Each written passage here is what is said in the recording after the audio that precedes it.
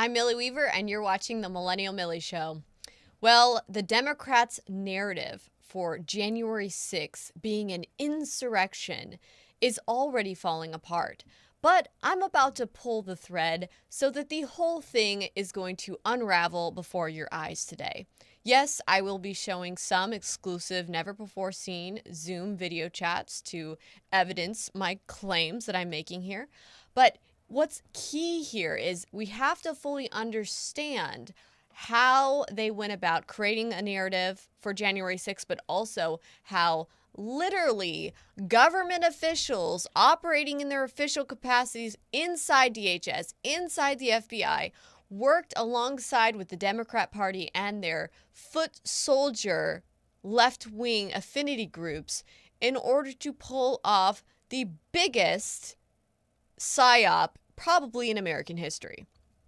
All right, so let's get right into it.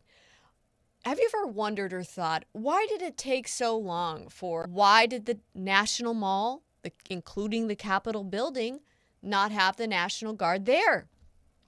Right? We know that President Trump had tried to have the National Guard there, which, of course, all the internet fact checkers are now lying and trying to say he didn't, but he did. He wanted to have 10,000 National Guard troops there, but he was not in a place of authority to do so. See, you have to have a checks and balance. There's a thing such as jurisdiction, all right? So let's get into who's responsible for what happened on January 6th. Now, there's many angles at which we can kind of start going into this, but let's first kind of get into and establish that there were plenty of engaging in actual literal conspiracies to subvert the American people and to subvert the 2020 election. All right, so this was an article by NPR, and what they actually kind of were arguing here and getting into was that there was a New York Police Department report that was put out ahead of January 6th. And this material, they even sent this off to Washington under the assumption that it was going to be put into like person from DHS Office of Intelligence and Analysis confirmed that to NPR that the agency didn't produce any threat assessment about the possibility of violence on January 6th. The FBI confirmed it didn't produce one either. Instead, DHS provided a report about the heightened threat environment during the 2020 and 2021 election season, including the extent to which the political transition and political polarization are contributing to the mobilization of individuals to commit violence. So that then, when we were asked about the security, when it came to meeting with the DC Capitol Police, DHS and the FBI could then tell them, sorry, yeah, we don't have any significant threat. Therefore, we don't recommend you take action as far as having National Guard there, right? And then that's what then allowed Nancy Pelosi and Mitch McConnell to instruct their Sergeant of Arms of the House and their Sergeant of Arms of the Senate to not instruct the Capitol Police to call in the National Guard. See, the DHS inside positions of our government, literally working in tandem with street protesters that were talking about taking over government buildings and actually mentioned January 6th by date. If you don't remember this report that I put out, I'm going to show you a little clip here. Pay close attention to the name Laura Robb. Laura Robb talks about how she worked for DHS CISA, the Cyber Infrastructure Security.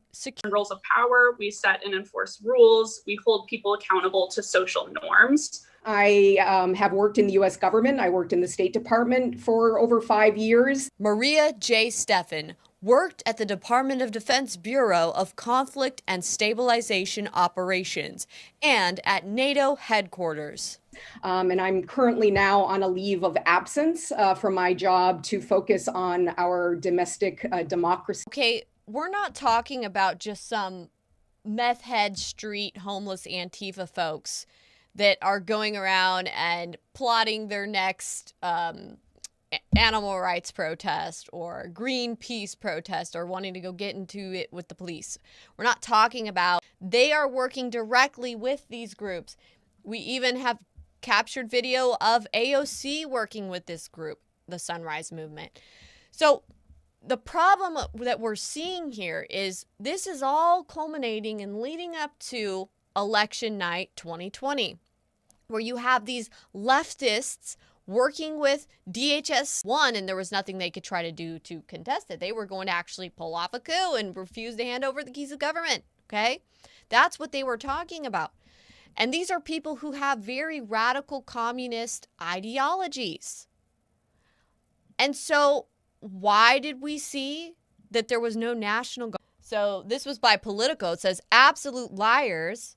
Ex-DC Guard official says generals lied to Congress about January 6th.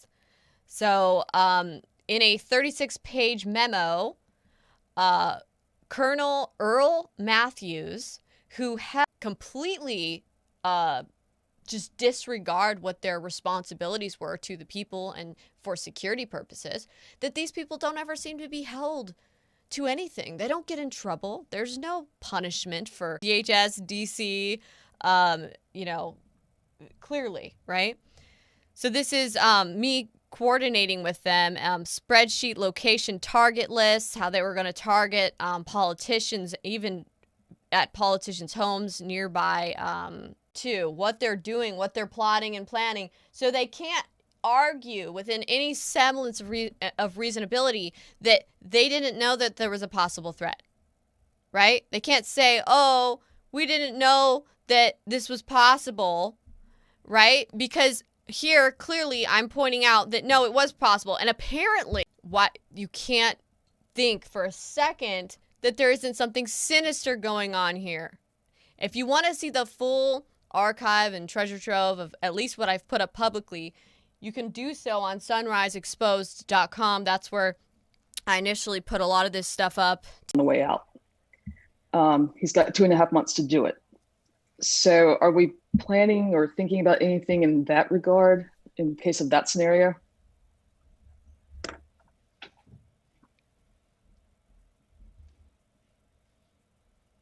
Uh, 6 or 12, there's a bunch of dates coming up. So that's it. Just the new Congress. There's a calendar on Shutdown DC's website you can look at that is really good, an infographic of what tells you exactly what folks are thinking.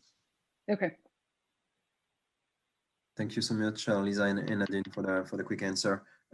Solomon, you're next. Yeah. Anything else on the scenario where Biden wins and or any other scenario we need to talk to very pragmatically here? Cool. I think we're good. Looping back at the very question that Colin maybe raised. Who's still working at DHS? Like, DHS didn't do anything about Laura Robb because she's still working with DHS. Check this document out here, right? This is a 2021 edition right here, 2021. And Laura Robb is still in this. She's still working with the U.S. Department of Homeland Security. That there's obviously something more to what's been going on. And even when you go over their documents here, it's clear that they have a very biased narrative. So here, I'll just read a little bit for you. The Department of Homeland Security established the election infrastructure. So if you notice here at the bottom, I find this part also interesting in this article, where they mention countering election mis, dis, and malinformation, right? So as part of this thing that Obama put in right before he left in 2017, it includes this, right, where he's going to officials, right, who happen to be Democrat donors. Big shocker. Laura Demlow, if I'm pronouncing that right, and another individual named, what is his name? Something Chan, Elvis Chan, okay? So they head up, she works in the FBI's foreign as well, but this is, the reason this came out was it came out as part of subpoenas having to do with similar thing, but not quite this subject. So it's very interesting to see how this all played out. And, you know, they've, like I said, to sunriseexposed.com, where I've compiled